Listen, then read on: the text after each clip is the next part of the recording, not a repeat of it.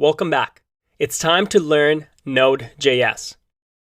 Now, Node.js, we've kind of used it in previous videos, but we haven't really explained it. So throughout this section, we're going to learn what it is and finally use it to build a server.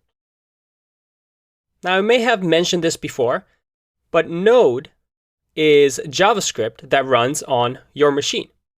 You see, up until Node was created, you could only run JavaScript in the browser because the browsers were the only ones that had a JavaScript engine like V8.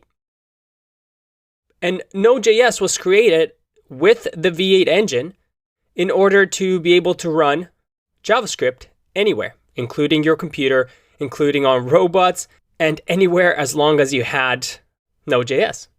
And as a matter of fact, we've been using Node this entire time in our terminal. When we ran commands that npm gave us, like create React app, well, that was using Node. We were running JavaScript outside of the browser. And Node.js is probably the most popular for building servers. It's really, really fast, and more companies are using it now as a backend server because of the way that it's built. Node.js is probably the server of choice for any web apps or mobile apps out there that want to create an API or server. And it's also really, really good at building chat applications and real-time communication.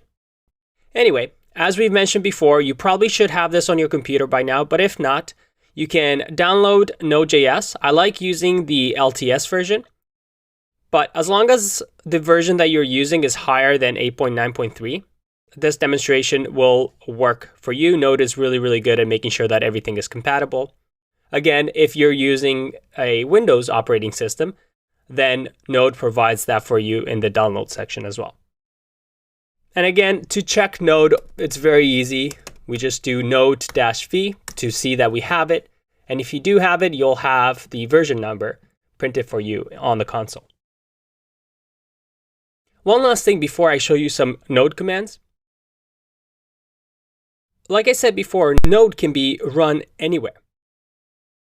And one of my favorite things to do with Node, other than build servers, is to actually create robots using JavaScript.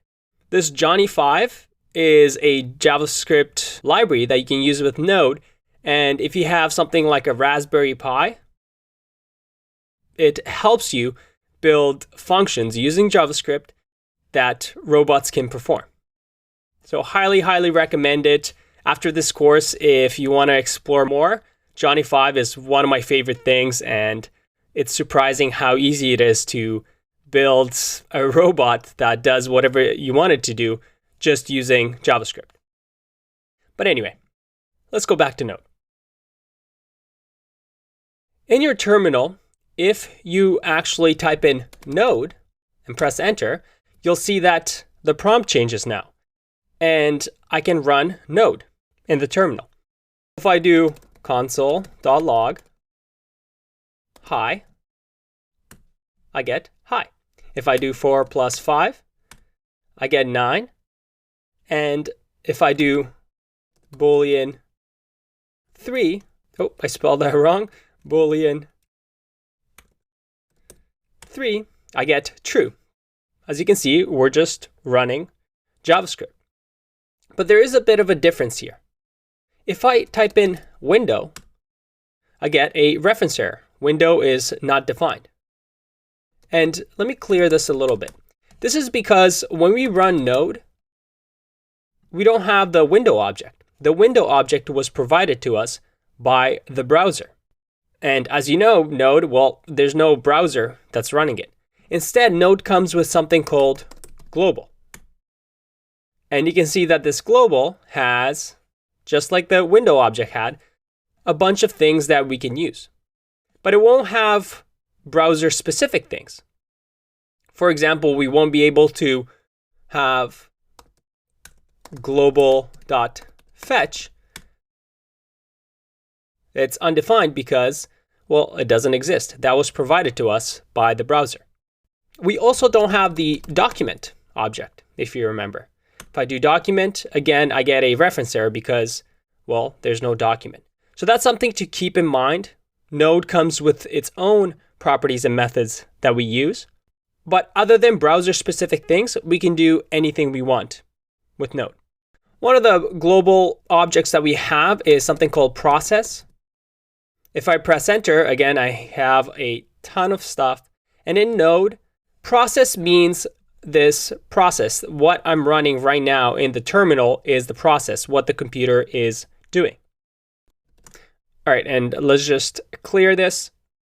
Now, if I do process.exit, I exit this process, and now I'm back to my terminal.